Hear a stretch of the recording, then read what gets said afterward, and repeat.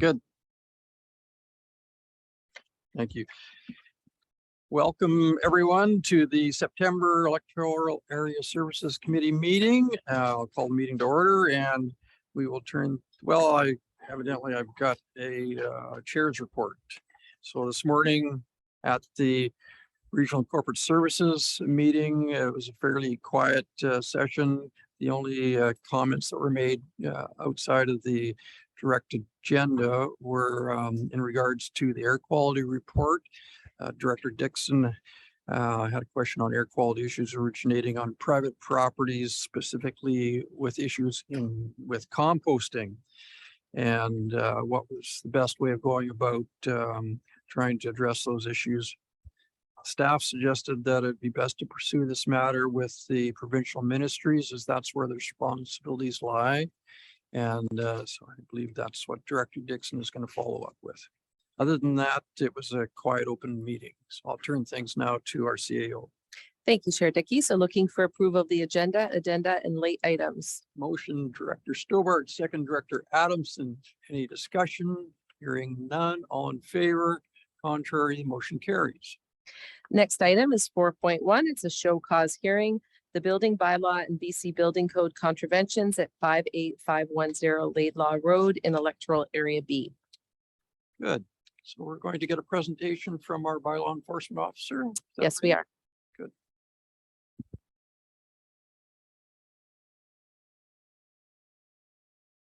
Ms. Hinton, nice to see you. Can you hear me now? So our first one since COVID.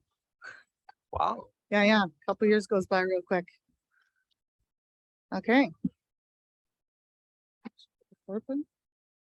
Okay, good afternoon, Director Dickey, Electoral Area Directors, and committee members. I'm here to request that you support my recommendation to have a Section 57 notice placed on the title of 58510 Laidlaw Road for extensive bylaw and building code contraventions. A Section 57, as most of you know, is a very useful tool within the community charter. It allows us to recommend that a notice be placed on a property title when there are outstanding and documented conditions for violations of the building bylaw, building code relating to construction and safety of buildings. Laidlaw Road runs adjacent to Highway 1, about 10 minutes south of Hope in Electoral Area B. The subject property is zoned recreational assembly and sits on the right-hand side of Laidlaw Road, just east of McKay. The current bylaw enforcement file was created last fall when we discovered a large-scale renovation to the main two-story structure was being done without permits. We are recommending a Section 57 because the bylaw violations in this case are just so very extensive. Our building bylaw states that any kind of structural alteration to a residential building requires a permit. The owner of this property has constructed an extensive renovation and reconstruction to pretty much the entire primary building, including this new two-story addition, as you can see on the right-hand slide there. Works also included brand new trusses, walls, beams, stairs, and plumbing. About a month into the file, we discovered that an expansive 900 square foot two-story addition had also been added to the back of the building. The left photo shows the addition as we first discovered it last November, and the right photo shows the same building 4 months later in March.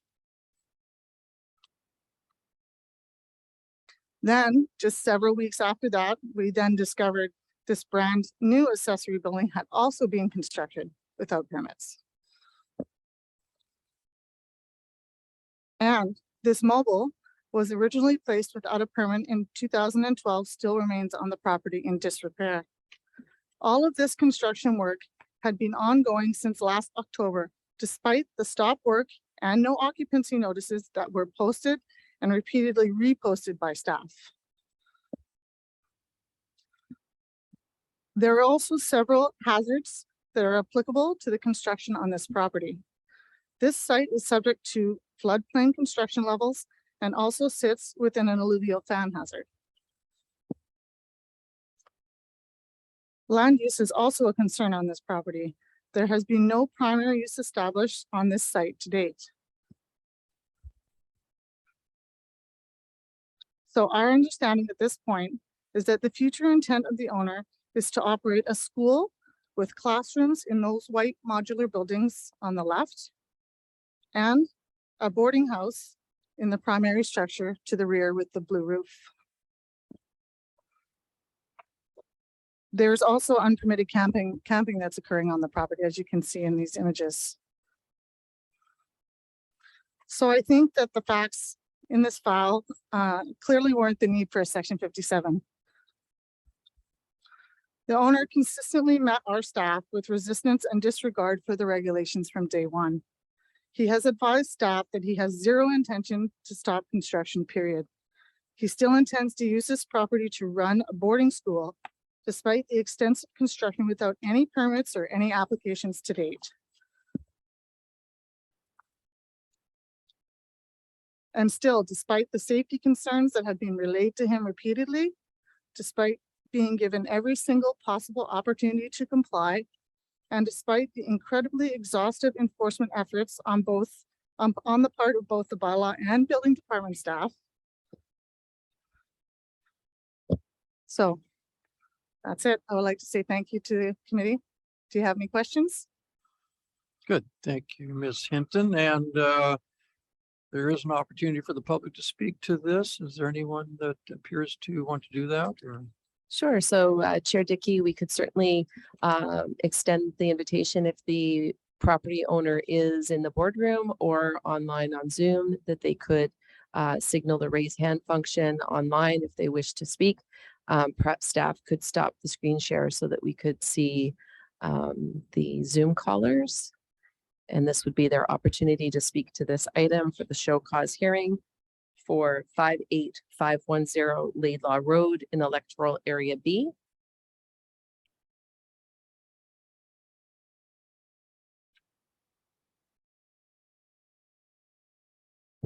Just once again, this is the opportunity for any Zoom callers to just hit the raise hand function. And it would appear that nobody online wishes to speak to this. Good. Thank you, staff. So questions to Ms. Hinton from directors.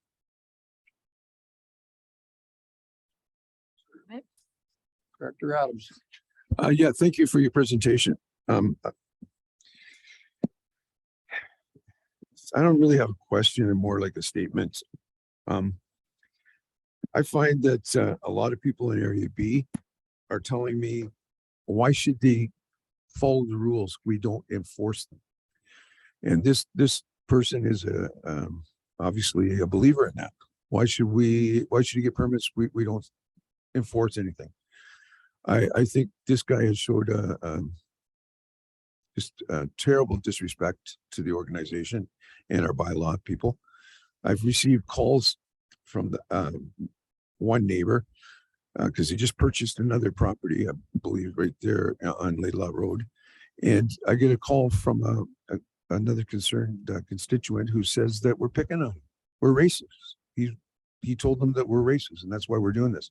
And I quickly explained that's not true, that he's not following the rules, and rules have to be followed.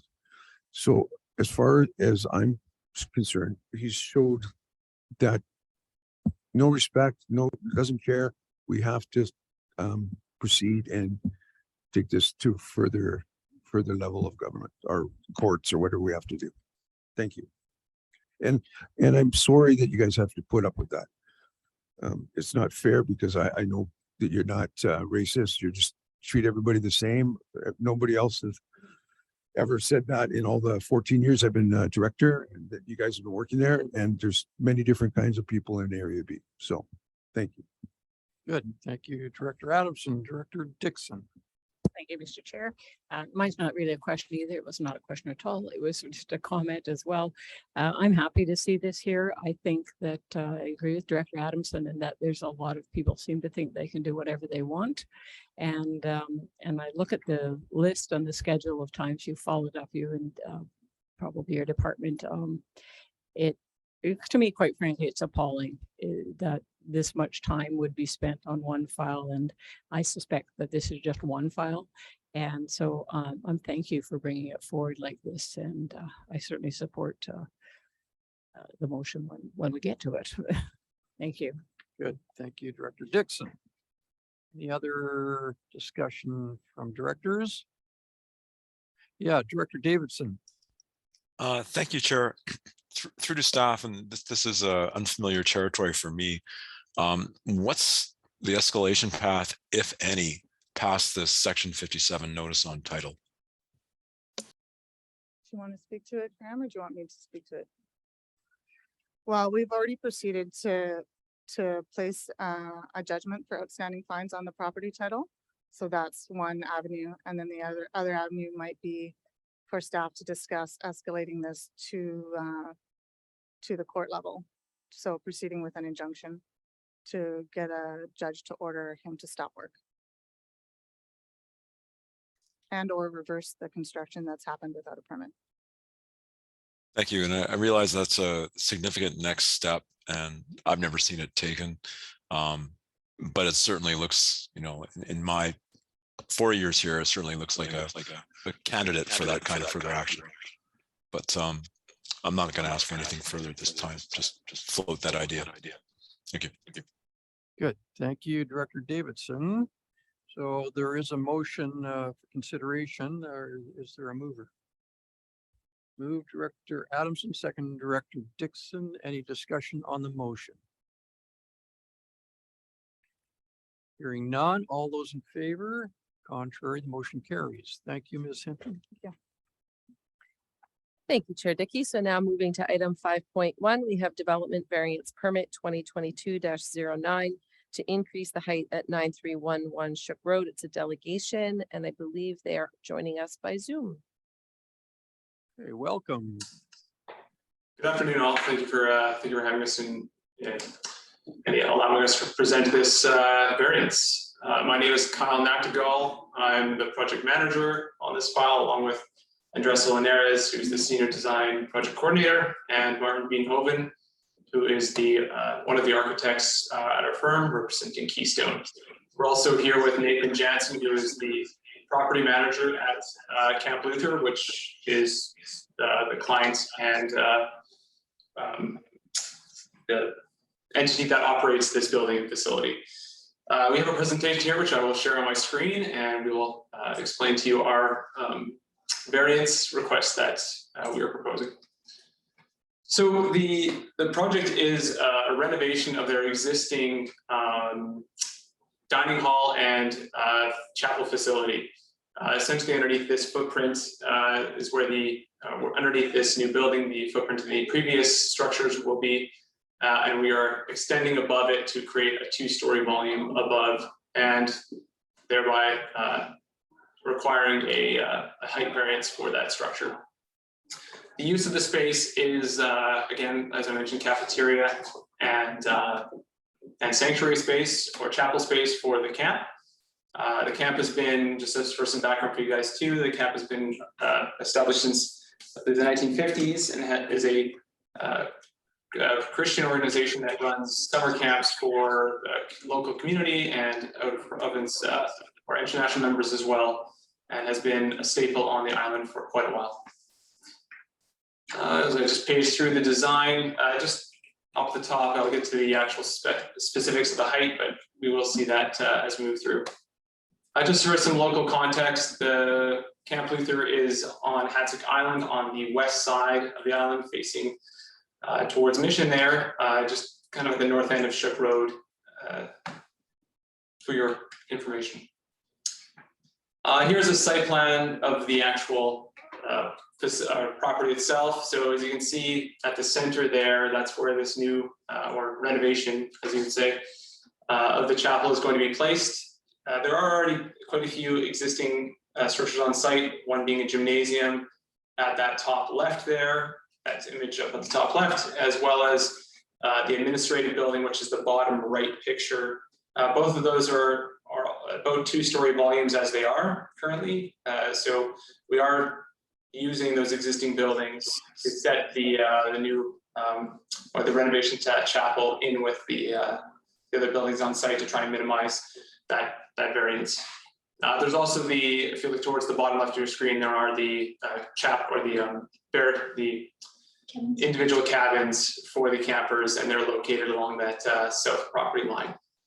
There are significant trees on both the north and south property lines that do provide shading or a visual block from the neighboring properties for the building. Here's some streetscape full site sections that again align to what we were talking about earlier with those existing structures, showing the approximate height of those buildings. If you look at the top image, you can see the administrative building on the farthest left of the page, and the gymnasium is set in between the chapel and those existing structures. And then at the bottom there, that's a north-south section where you can see the trees, the mature trees on the north and south PLs.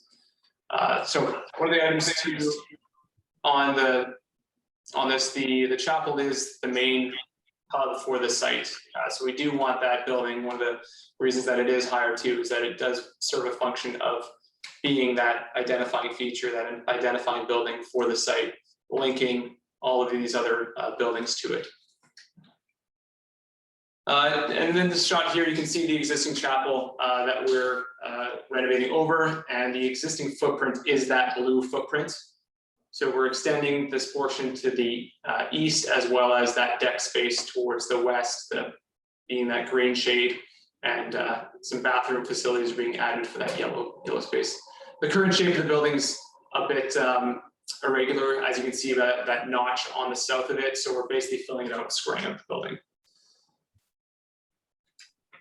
And I will just on this shot here, so you can see the height of that expanse. It's about 2 meters above the allowable, and primarily the reason for that height, again, not only identifying the building as kind of that central hub, but also that is the sanctuary space for their worship classes or worship nights and chapel facilities. So during the day, they'll go down below for the cafeteria, and then they'll go up above for their chapel time. So using that extra volume is obviously beneficial for chapel space, having additional height, not only just for acoustics, but also for the presence and space. And I will hand it off to Andressa. She's going to walk us through to start the design approach towards it, and then we'll wrap up our presentation. Thank you, Kyle. So as Kyle was mentioning, the main goal was to create a building that fits with the surrounding, but at the same time is highlighted and recognized as the main building of the site. This will be the point of arrival of the visitors, and also is a place of the gathering through their stay. We have found inspiration on the Scandinavian 8-frame architecture for this building. The surrounding buildings on site and overall through the neighborhood are 8-frames. So we are representing that through a simple volume with 3 roof peaks, even if you can go back on it. So especially here, I think the one before, yes. Even here on the section, it's easy to see that we have this large roof peak. That's the one for the communal areas. So it's very program driven as well. The higher volume has the chapel and the dining hall. The point of having something so high at the chapel also gives the users that feel that they are reaching the sky, have that religious connections to the above. The smaller peak is for the circulation, so it's where the lobbies, the stairs, and the washrooms are located. And we have the perpendicular one, the perpendicular gable you can really see on the image above. That's the one that celebrates the entrance and drives people to that point of entry. We also evoke the board and batten from the other camp buildings through the vertical plank siding and the vertical corrugated metal. The earthy tones and exposed timber make the building fit into its environment and not excessively modern or cold.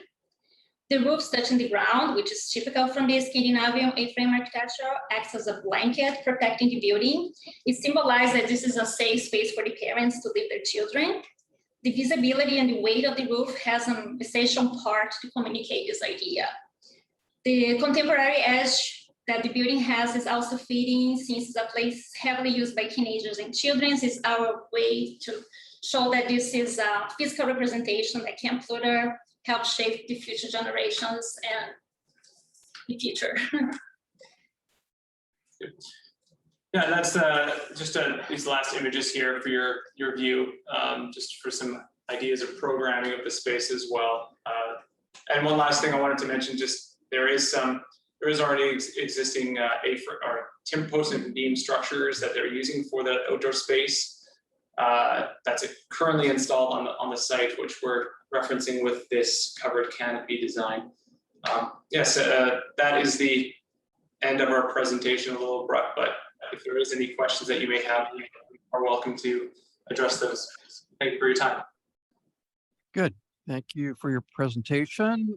Directors, any questions, discussion? Director Stober. Thank you, Mr. Chair. Thank you very much for the presentation. What's the difference in the proposed 13-meter height as opposed to the tallest existing building? It's approximately about that 2-meter height difference.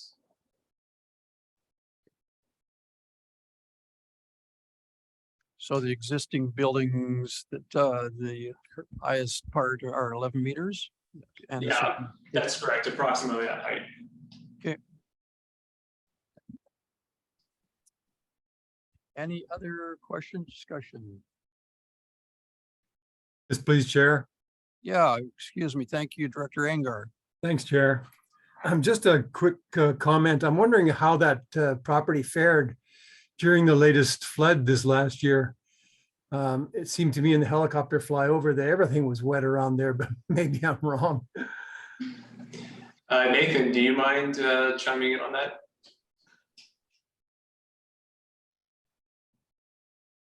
I think you're muted, Mr. Jansen. The space bar, if you hit your space bar on your computer and hold it down, oftentimes that unmutes you. There we go. How's that? Okay. Yep. Yeah, we fared pretty well, actually. Our property is above, was above where the flood came to. We have one, our boathouse is sort of at the water level, and it came a little bit into there, but it's just concrete, so no issues there. It came into none of our buildings. We were sort of watching our neighbors more than our own property. But it did come up higher than I'd seen there, and I've been there for 12 years. And I'm sure some of you have seen higher times before, but that was the highest I've seen it. May I have a follow-up, Chair, please? Absolutely. Just a thought from a practical standpoint. Is that a new metal roof you're putting on there? Yes, that's correct.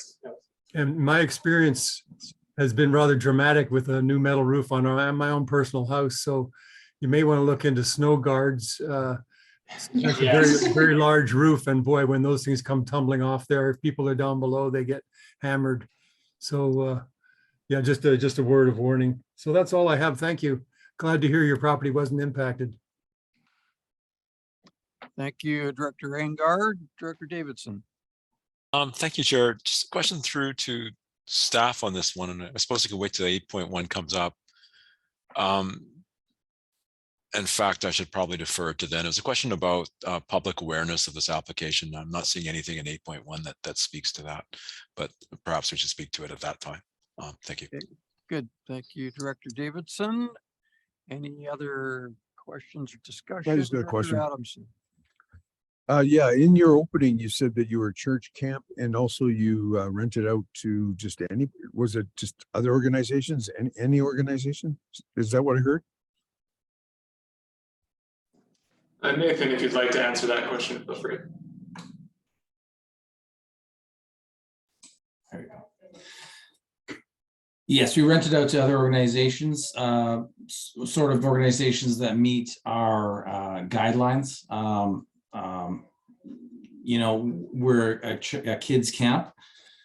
So we want any of our guests to feel safe if they have their kids there, like, so, yeah. But we do, it lets the, you know, the schools, university groups are coming, other church groups are coming. But they have to meet some of our minimal, you know, just to be safe on site here. Yeah. Good, thank you, Director Adamson. Any other questions? Hearing none, I'd like to thank the delegation. Very nice presentation, and we'll be dealing with this early on in our agenda. Thank you very much. To our CEO. Thank you. So moving to item 6.1 is the draft Electoral Area Services Committee meeting minutes of July 13th, 2022. Move Director Adamson, second Director Dixon. Any discussion? Seeing none, all in favor, contrary, motion carries. 7.1 is the Fraser Valley Regional District Yarrow Ryder Lake Fire Protection Service Area Amendment Bylaw number 1670. There's a motion for your consideration. For motion, Director Dixon, second Director Johnson. Any discussion? Hearing none, all in favor, contrary, motion carries. And 8.1 is Development Variance Permit 2022-09 to increase the height at 9311 Shook Road in Electoral Area G. Okay, looking for a motion. Director Stobart moves, second Director Adamson. Any discussion? Director Davidson, go ahead. Thank you, Chair. Just a procedural question, like going through the materials for this one, I'm not seeing any sort of public comment. Could staff comment on to their knowledge, what sort of public awareness was put out around this application? Or is that not the procedure now? It strikes me as an anomaly on this one. So through the chair to Director Davidson, this is of course a committee. And so this item would be coming to the board at the end of the month, but perhaps, and that would be the opportunity for members of the public to speak and submit their written comments, but Perfect. perhaps. Thank you. I'm okay. good. Good. Thank you, Director Davidson. So Director Stobart, go ahead. Thank you, Mr. Chair.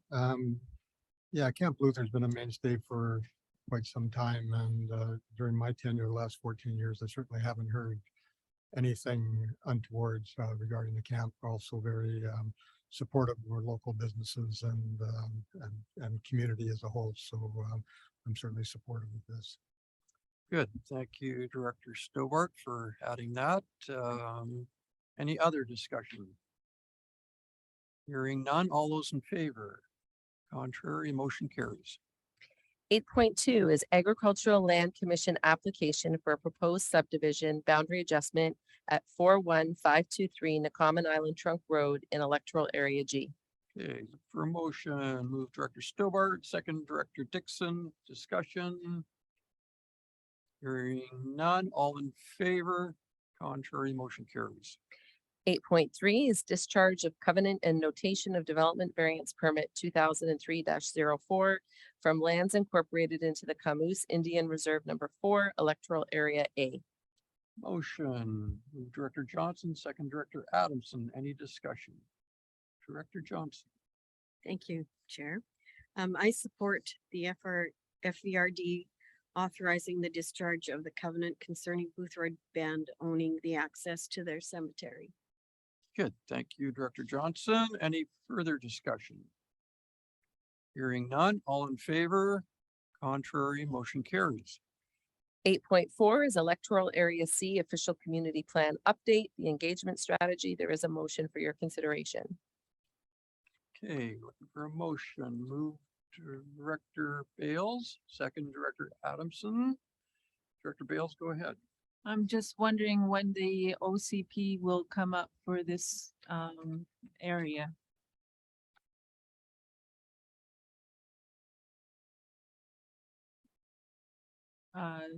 To Mr. Daniels, maybe would like to speak to this. Yeah. Yes, thank you, Chair. Through to Director Bales. our intention is to start the public process in the fall, probably in October, November, and we'll start with a newsletter type communication to let the community know about the process and what the next steps are and what the engagement opportunities will be throughout the following month. So the planning work will initiate publicly this fall and carry through much of next year. Yeah, okay. Good, thank you, Mr. Danilus. Director Bales, do you have anything else you want to add? Okay, thank you. This is clearly going to be a major undertaking. No further discussion. Director Stover. Just one question through the staff.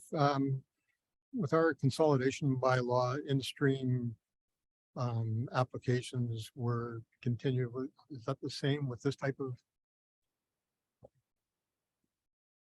Mr. Danilus. Thank you, Chair. Director Stobart, I believe your question is what does the OCP update mean for any amendment applications that arise over the next number of months? Yeah. We would deal with those as we can as they come up and moving forward. There may be applications that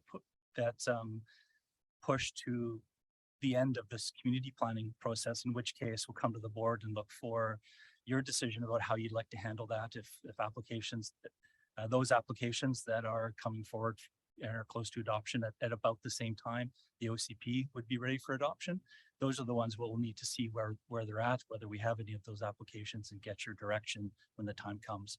But I'd suggest that that's at least a year or more off. Good, thank you, Mr. Danilus. Thank you, Director Stobart. Any further discussion? Hearing none, all in favor? Contrary, motion carries. 8.5 is the FVRD floodplain management bylaw update and consultation plan. Okay, move Director Adamson, second Director Johnson. Any discussion?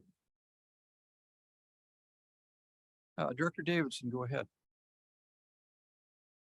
You're muted, Director Davidson. Thank you. So through to staff, this one, if I understand the staff report correctly, it sounds like the proposed plan from staff will not result in a bylaw that is consistent with provincial guidelines. Do I have that correct? Okay, thank you. Director Danil or Mr. Danilus. Thank you, Chair. I wouldn't want to presuppose the outcome, but there are a couple of areas where our current floodplain management bylaw differs from provincial guidelines. I think the most critical one is that behind both the standard Dudney standard dike and the Nikomen Island non-standard dike, our current floodplain management bylaw would allow a home to be built with the livable floor area 2.5 meters above grade, even where that wouldn't meet the full flood construction elevation. And so there's some additional flood risk to those kinds of buildings. Now, what we're anticipating is that with this floodplain management bylaw, the flood construction levels will increase by about 1 meter. And so that exemption that allows homes to be built at 2.5 meters above grade, a lower elevation than the full flood construction level, that's something that we need to have further conversations with you about and do more technical exploration before we can come to you with options. But that is one area I would like to highlight for you as a point of difference between our current bylaw and the provincial guidelines. There will be other areas in our floodplain management bylaw, like how we treat non-habitable accessory buildings. And in that case, we feel like our current floodplain management bylaw is a little bit more restrictive than the provincial policy, and we'll be bringing those to your those issues to your attention too, with the idea, or at least our idea at this time, is that maybe we could be a little bit more permissive with respect to accessory buildings and loosen up in accordance with the provincial policy. So that those changes, I think, will cut in both directions. If I can continue, Chair?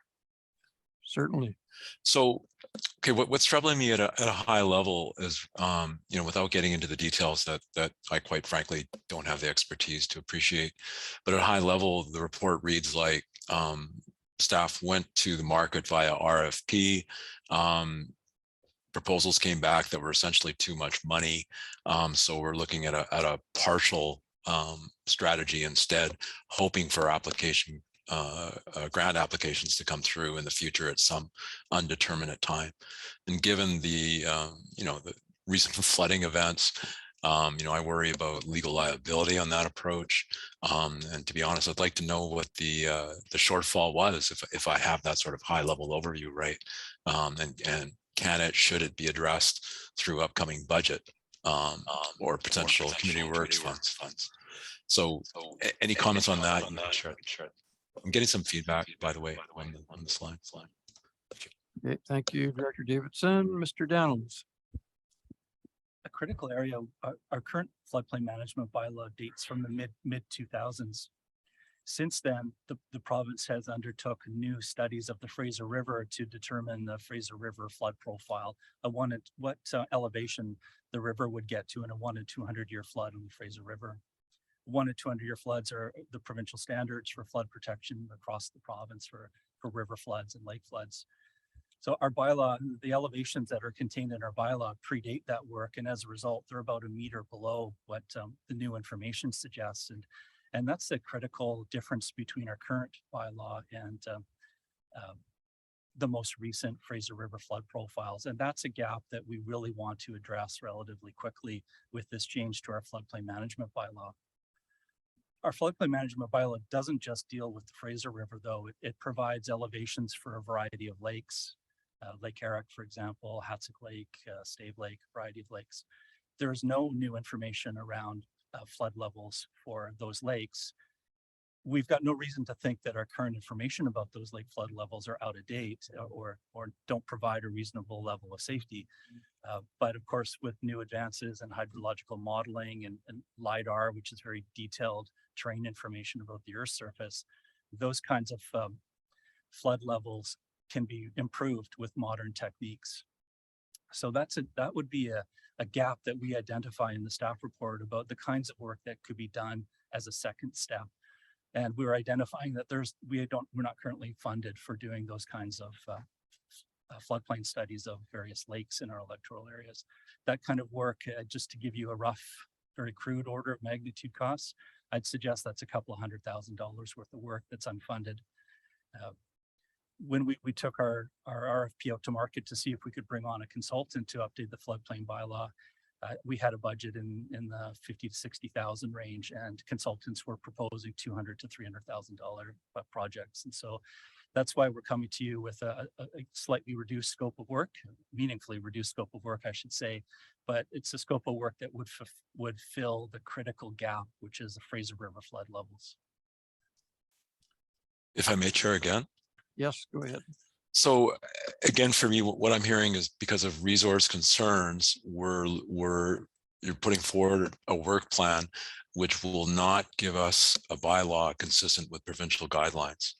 And that for me is kind of, I can understand the resource concerns, but I'm troubled in endorsing a work plan that takes that approach.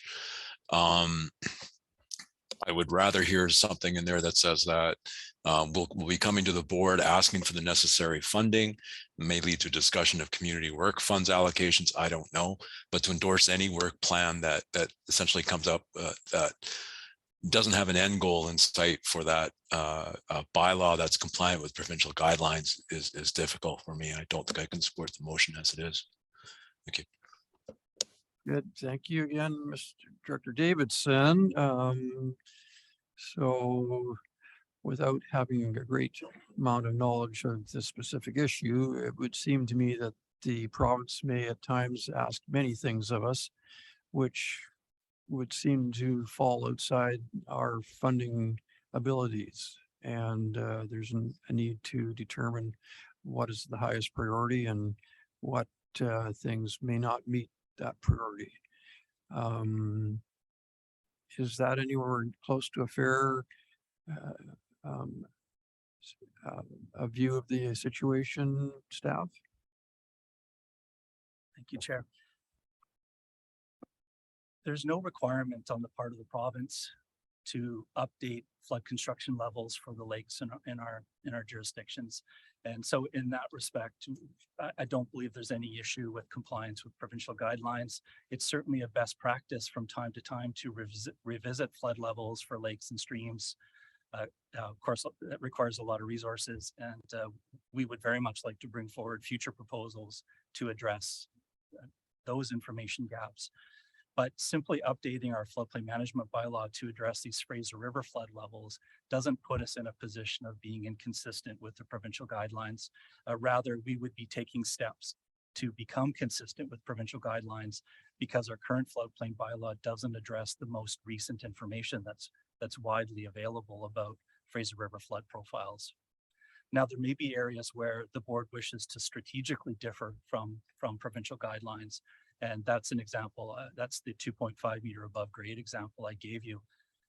In that case, consider that Nikumen Island, the ground level on Nikumen Island might be in different places, let's say 6, 7, 8 meters above sea level, and the flood construction elevations to meet the 1 to 200 year Fraser River flood levels could be in some locations 4 meters above that. Now, building 4 meters, your livable floor area is 4 meters above the ground is a considerable challenge for a lot of residential property owners. And that's the origin of this 2.5 meter exemption. But of course, it will be a decision of the board whether to continue that kind of exemption in the new bylaw, or our intention, the staff intention, is to come forward with some options for you. Perhaps you might like to continue some kind of exemption, but maybe 2.5 meters above grade is now insufficient. Those are the kinds of questions we would want to ask you in the course of updating the floodplain management bylaw. Good, thank you for a nice explanation, staff. So it would seem that what is being suggested here is that we address an issue which requires our attention immediately and aspire to meet further needs as our abilities are available. Any discussion amongst other directors? Director Stobart. Thank you, Mr. Chair. I don't know, over the years, when the province, when they come up with a standard or a suggestion of a new standard, it's often difficult to put it into practice in the real world. Again, for Nikumen Island, which is the biggest part of my area, I don't know, it'd be without a little bit of leeway there, it's going to be very difficult for any farm construction, anything out there to go on. So I realize that we're not going to be in 100%, I wouldn't say compliance, but in agreement with that flood level at this time. But we can certainly work towards that over the down the road. But boy, it's going to create a lot of hardship, I think, in a lot of cases. And I think if we can try and work around that for the time being until perhaps the province is able to assist some of these homeowners and farmers and people with a bit more funding or alternatives, then I think we can move forward. But for now, I'm quite content to move forward as staff has indicated. Good, thank you, Director Stover. Any other discussion from directors? Hearing none on the motion. All those in favor? Contrary? Okay, motion's carried. Thank you. Thank Chair, you. I did oppose the motion. I don't know if that was noticed. Yep, no, we noticed. I'll make sure There are staff. two, yeah, are we aware. recorded 2 opposed. Okay. Thank you. Director Davidson. Thank you, Chair Dickey. So we would move now to item 8.6 on the agenda, which is official community plan amendment and zoning amendment to facilitate the redevelopment of the existing gravel pit located at 43837 and 43873 Lougheed Highway Electoral Area C into a residential subdivision with commercial and multifamily land uses. There is a motion for your consideration. Good, thank you. Motion, Director Bales moves, second, Director Johnson. Any discussion? Director Bales. I would like to know if there is any consideration for apartments on the corner.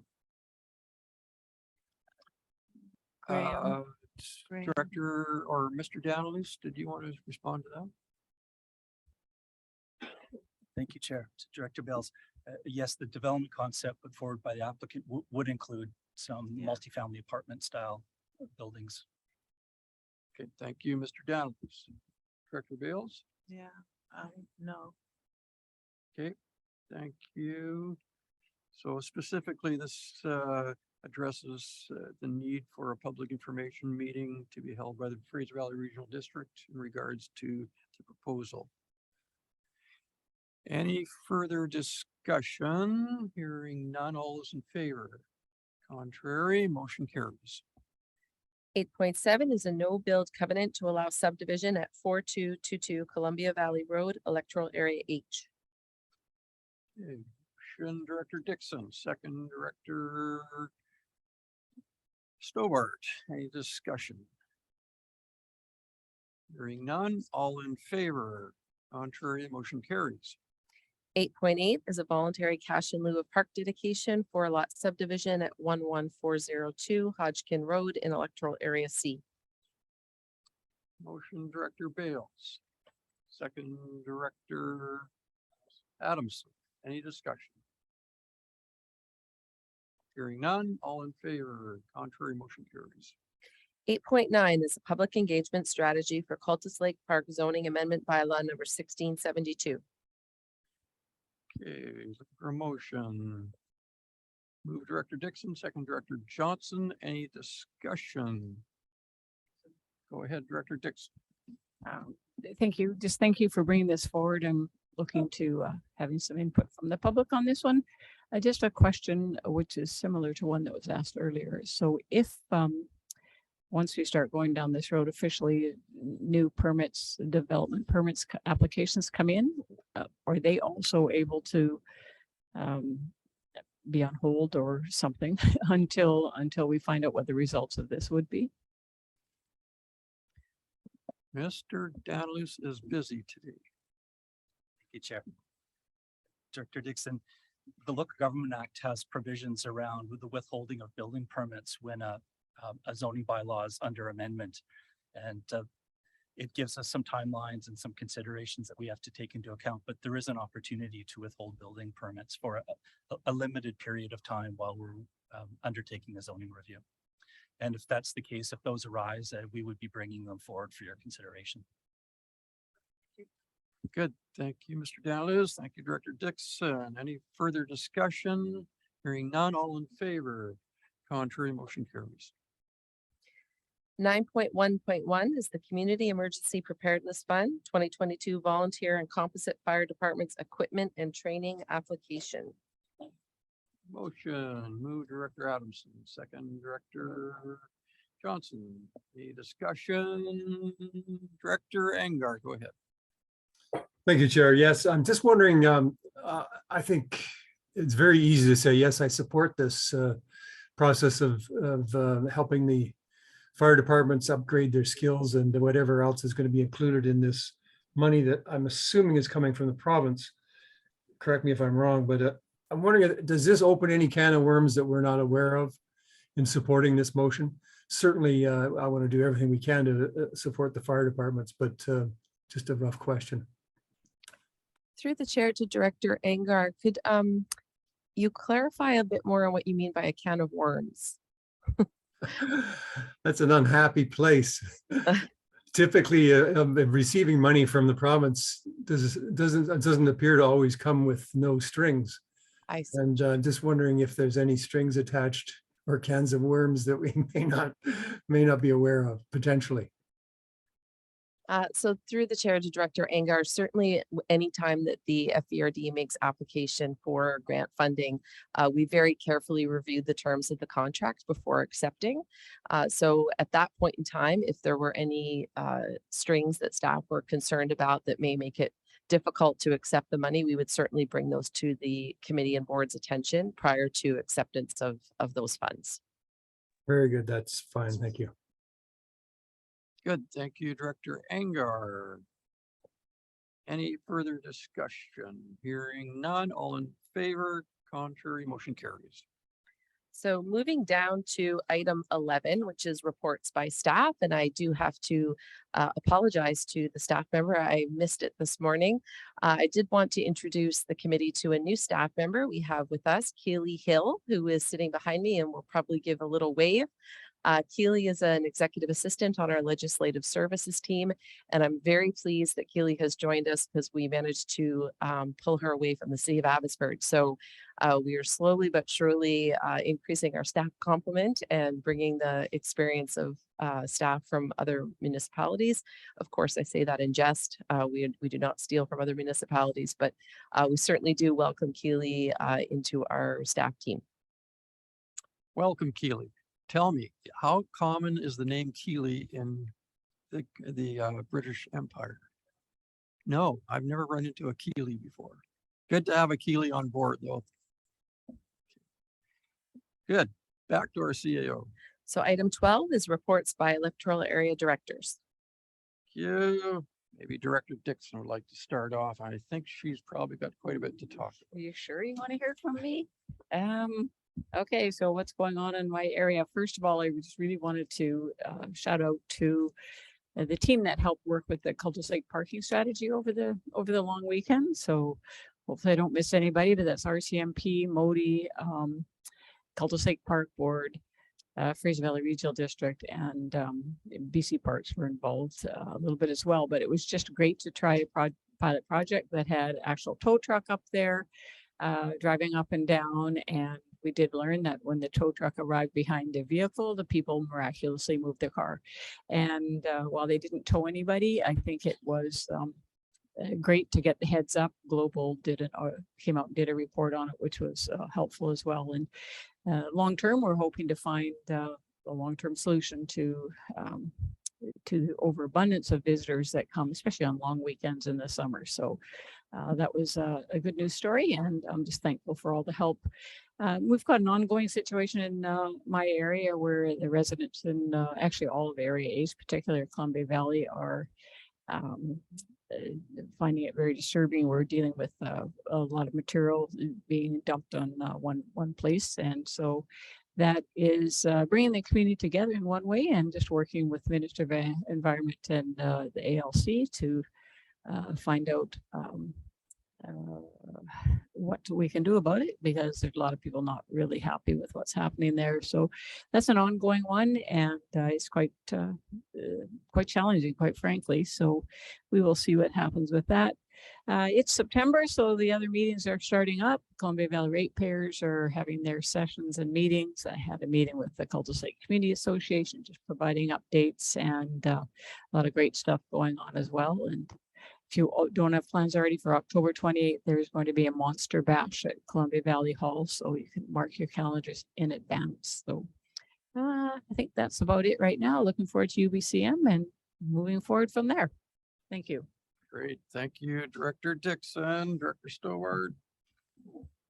Thank you, Mr. Chair. Not a lot to report. It's actually turned out to be a pretty good season for most of our farmers and their crops. There was sufficient moisture in the soil from that never-ending, long, cold, wet, damp spring. So I'll just say it's been actually very good.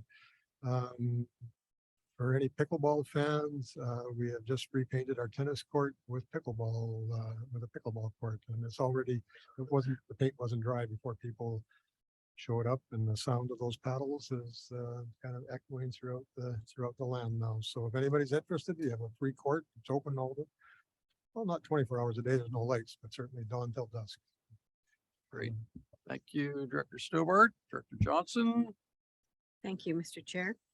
I held a community meeting with MP Brad Viss and MLA Jackie Taggart. There were about 50 people in attendance, and everyone was given an opportunity to ask questions and discuss their concerns, some of which included BC ambulance service or the lack thereof, the Trans-Canada Highway and repairs and ongoing maintenance that's needed throughout the canyon. Also our volunteer fire department.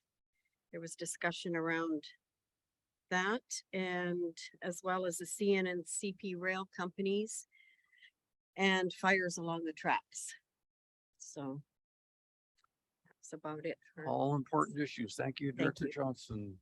Director Adamson. Yes, thank you. I attended Director Johnson's meeting. It was very well done. Okay, so area B, we've been pretty busy. We had a few weeks ago at the Tasby Museum, we had 3 different authors bring their books and sign them. There was 2 graphic novels and 1 novel. It was well attended. At the thrift store in Yale for the summer, we've been barbecuing on Saturdays from 1 till 4. And that continues for the next couple of weekends. I'm the chef. It's good. We give smokies and a drink for $5. It's a pretty good deal. Okay. The first and the third Sundays we have in the jam sessions back at the community center. We've had 3 so far, and they've been well attended, both by people playing and by people listening. So if you're up there anytime between 12 and 4 on the first or the third Sunday, drop in, check it out. Okay, so then I got, tomorrow we're having a big celebration in Yale at the community center, 3 o'clock to 6:30. The ratepayers have partnered up with TELUS to celebrate the fact that we got fiber optics. We got that big grant and they're hooking up fiber optics. So we're going to have a barbecue. We're going to have TELUS is bringing prizes. I think the ratepayers have prizes. The firemen are going to be there with their equipment and everything on a membership drive, and the ratepayers are on a membership drive. It should be a really good time. We have a Crossfire. It's a husband and wife team playing. They play all the hits from the old days. It should be a good time. Come on up. You're all welcome. Okay, Great. thank you. Thank you, Director Adamson. Director Bales. Just the DeRoche Farmers Market or Farmers Market got quite a bit done in the market. I was chasing bears away at the same time just before coming. Such is life. Yeah, anyway, but that's about it. Big bears, yeah. That country living, just can't beat it. Farmers markets and chasing bears. Thank you, Director Bales. Director Davidson. Thank you, Chair. So ratepayers kicking up again in the next couple of weeks, which is good. Over the last couple of months, Mayor Horn from Mission took the initiative and did something I think is noteworthy. He pulled a few of the stakeholders around the Hatsic Lake watershed flooding areas together, and together a letter was crafted, signed by Mission, myself and Director Stobart from the FVRD, a representative from the CAML, and another representative from DADE, basically asking the province to take leadership of the Hatsic Lake management plan and provide some leadership there. It's a massive collaboration effort. It's going to be needed to sort that out. Besides the entities I just mentioned, there's also CP Rail, which is federally regulated, Agricultural Land Commission, Ministry of Forests, Land, Water, Resource Stewardship is in there as well. Yeah, so I've probably missed a couple agencies in that discussion. But the ask of the province is to provide some leadership, which is one of the recommendations of the Hatsic Lake Management Plan itself that came out a couple of years ago. So we're hopeful for a response and see where it goes, but it's a lot of work ahead to sort that out. But thank you. Good. Thank you, Director Davidson. Director Angar. Thank you, Chair. Yeah, so as most people know by now, I am retiring this year. So there's been some buzz in the Valley about who would be a great candidate to step up, and lots of activity and people providing feedback and whatnot. So yeah, I'll be happy to hand the torch off to somebody and wish them well in their new position sometime very shortly. We've had a fair bit of smoke off and on in the Valley, comes in mostly from the US side. I got a call at 6:15 in the morning about a week or two back, and people were just worried that they shouldn't go to work. It was so bad, thinking that must be something really close, but it turns out it's a number of kilometers away on the US side of Chilliwack Lake. So no worries from a local point of view, but people do get concerned quite quickly, which brings me to a really good point that I found so valuable. Now that I'm of the age of retirement, I'm supposed to share something of wisdom. So in looking through my wisdom hat, it's not a lot there, but this is probably worth sharing. My experience with having a decent email list and being able to keep the community aware of things has been invaluable. Folks have mentioned to me over and over again how much they appreciate knowing where the fires are, being able to send them the maps, maps referred to me from our CAO and others. Passing those along the community really makes a difference in people's confidence and how they feel about struggling through yet another sort of wildfire event, summer only on a lesser scale this time. So if I was encouraging everybody to do anything in the new term going forward, I think if I was personally running again, I would ask to see if staff could possibly set up a mechanism to enable opt-in lists for each director right on the website. The simple mechanism is quite easy for any modern web platform. And that way it would give each director an opportunity to talk directly with his community at large. And you give the citizens an opportunity then to be in close communication with that director ongoing, as well as potentially with the FERD if you chose to do an administrative email. So opt-in is the way to go, of course. You don't want to be taking people's emails without asking them if it's okay first, but I think a lot of people would be very happy to give their email in exchange for closer communication with their director. And I wish you all great success going forward. Thank you for your camaraderie in the past. And I know we have one more meeting, so I won't get into the group hug just too far just yet. Thanks a lot.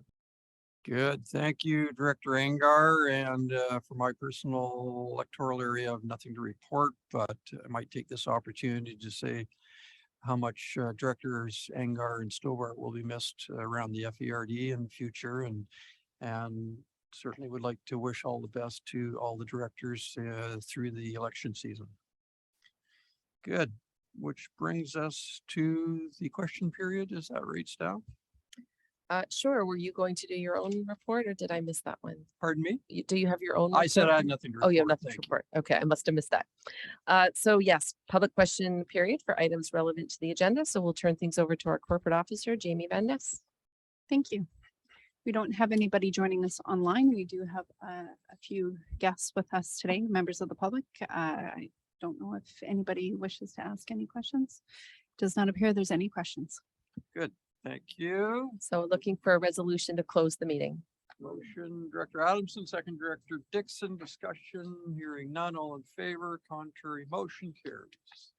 Yeah, and just give us a few